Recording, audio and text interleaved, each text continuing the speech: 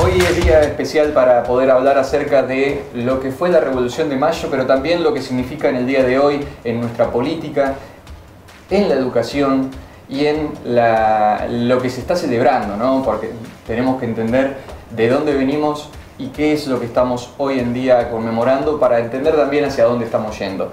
Para acompañarme en el día de hoy está Jorgelina Triantafilo, profesora de Historia. Gracias por acompañarnos. Un gusto, Alejo. Encantada de estar acá con ustedes y un saludo a toda la audiencia. ¿Qué fecha tan conocida por los argentinos, pero quizás desconocida en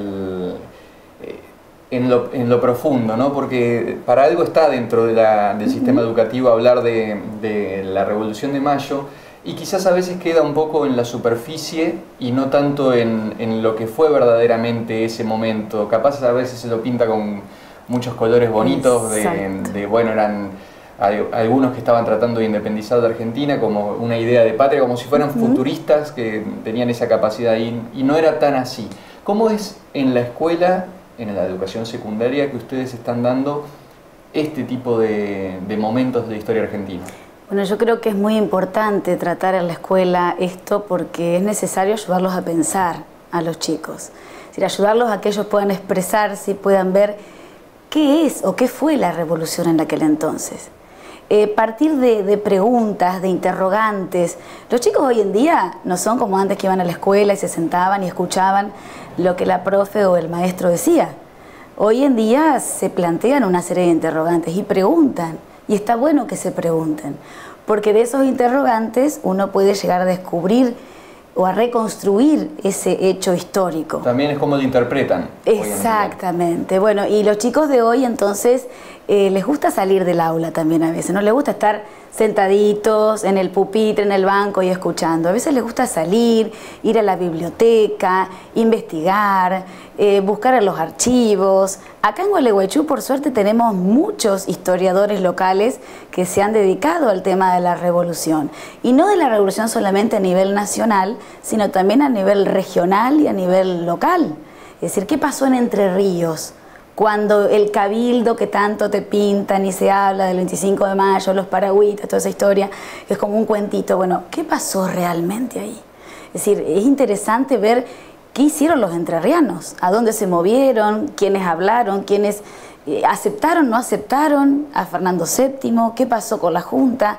Yo creo que hoy en día los chicos no se quedan con ese cuentito, sino que van un poquitito más allá y me parece re interesante. Aprovechemos que tenemos una audiencia un poco más nutrida, más amplia, tanto en lo que es la llegada de localidades como también en las franjas etarias. Muy bien. Entonces, hablemos un poco sobre cómo era Entre Ríos en ese momento, es decir, de qué manera se vivió la revolución en nuestra provincia. Bueno, justamente Entre Ríos no estuvo ajena, pero recordemos que después de la circular del 27 de mayo, es decir, una vez que la Junta se forma, se manda al interior y todo demora tiempo. No era como hoy en día que se te manda un WhatsApp, te mando ya llegó, ya estamos.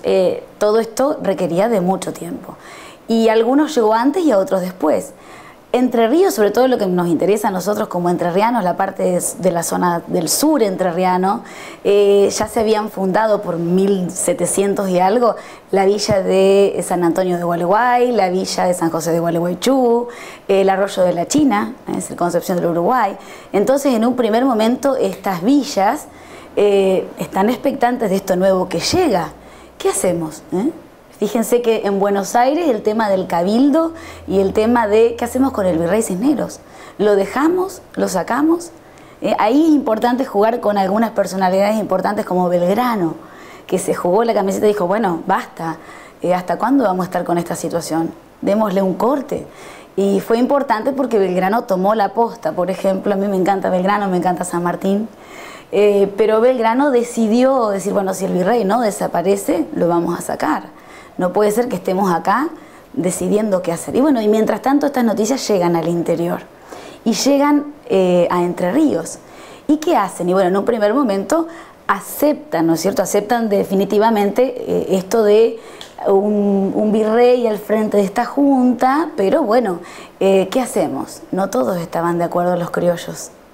Y algún puñado digamos, de buenos hombres, trabajadores del campo, rurales y demás, deciden conglomerarse, agruparse. ¿Y qué es lo que deciden hacer? Bueno, ofrecer sus bienes, lo que tenían, su ganado, su plata, lo que fuera, para apoyar a la revolución. Entonces, Entre Ríos juega un papel muy importante en todo esto de la Revolución de Mayo. Tengamos en cuenta que en aquel entonces también la banda oriental tenía su papel, su lugar en este contexto tan particular, sí, y tan revuelto, iba a decir. Sí. Artigas justamente fue en ese momento alguien que buscaba la autonomía, alguien que le gustó esa impronta y se vino para esta zona para tratar de mover los hilos y lograr hacer una independencia más que nada provincial, no tanto solamente de la corona, sino también como decidamos cada uno en su lugar. La pregunta es, ¿la revolución era unámonos todos o era, ya que estamos separándonos, vamos a separarnos, vamos a quedarnos cada uno en su lugarcito? Había que ver qué idea de país se quería lograr, es decir, ¿qué identidad teníamos? ¿De dónde venimos? ¿A dónde vamos? Bueno, ahí obviamente que no fue fácil. Hubo muchas corrientes, muchas divisiones. Qué sé yo, tenés un Belgrano que por ahí quiere una monarquía, habla de una monarquía incaica. En algún momento, en Entre Ríos, 1815, por decirte un poquitito antes de la independencia, ¿no? Estaba la Liga de los Pueblos Libres.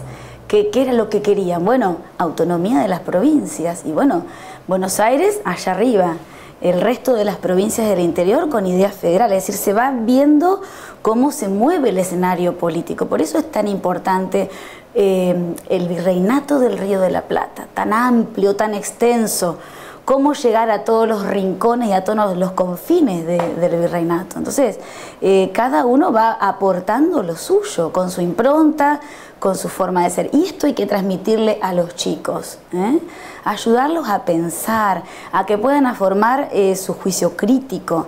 Ahora que estamos muy pronto a las elecciones también, muchos de mis alumnos tienen 16 años, están en quinto, otros en sexto, y van a tener que mirar. Yo digo, chicos, lean, busquen, ¿qué dice una plataforma? ¿Qué dice otra? No nos quedemos con, bueno, voy a votar el que votan en mi familia, o voy a votar en blanco. Yo digo, por favor, el voto en blanco nunca. Siempre hay que tratar de interesarse, hay que motivarlos a los chicos, porque la participación democrática es importante.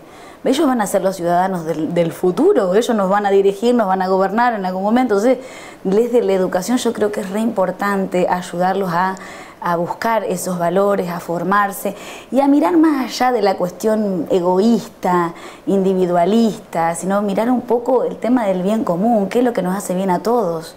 Yo creo que por ahí va la cuestión, tratar de buscar el bien común. Y obviamente la Revolución de Mayo fue el puntapié inicial, es decir, ¿qué pasó? Pero no, yo les digo, chicos, no podemos estudiar la historia, ¿qué pasó la semanita de mayo? ¿Qué pasó el 16? ¿Qué pasó en 1815? No, esto es un proceso que hay que ir analizando y desmenuzando. Y más aún entendiendo que en aquel entonces, lo hablábamos en el bloque anterior, que en aquel entonces habían pujas entre distintas coronas, entre distintos imperios, lo que era Brasil con Portugal, lo que era Inglaterra, que estaba metida en aquel entonces con el Reino Unido, también tratando de, bueno, a los pocos años, estamos hablando de 10 años después, 20 años después, tuvo el tema de las Malvinas, de Malvinas, ya estaban con la vista puesta para esta zona, España, Francia, y bueno, nuestros puertos, tanto el nuestro como el de Montevideo, eran clave en lo que era toda la cuesta del río Paraná y del Uruguay. Tal cual, por eso que Urquiza tanto hablaba de la libre navegación de los ríos, Uruguay y Paraná, es decir, tratar de abrir un poco para que las provincias también tuviesen participación. De ahí la construcción del puerto de Rosario. Exactamente. Cuando miramos en aquel entonces y lo plasmamos hoy usted tiene la posibilidad de enseñar sobre aquello.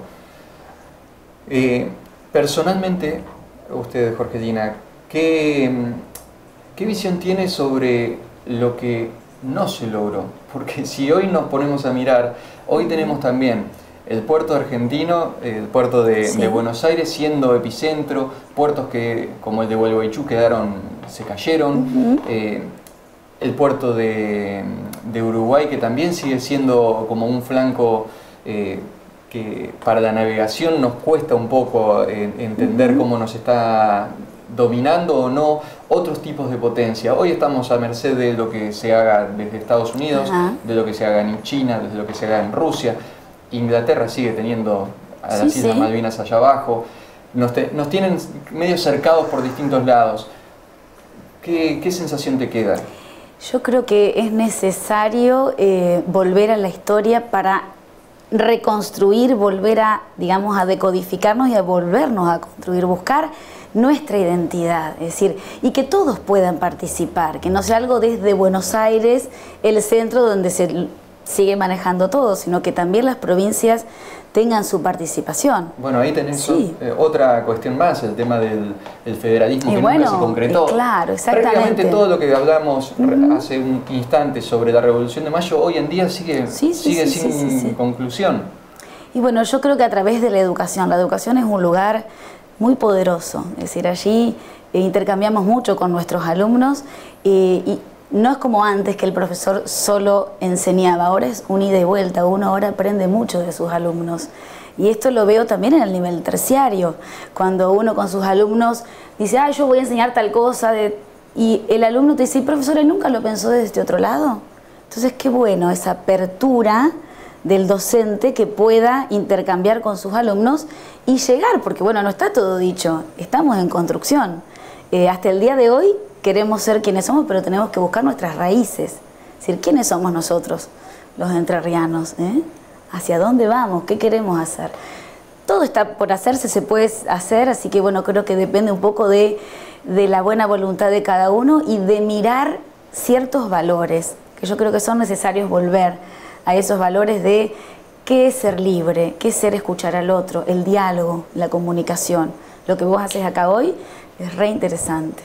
Jorgelina, muchísimas gracias. Gracias a vos por invitarme, un placer.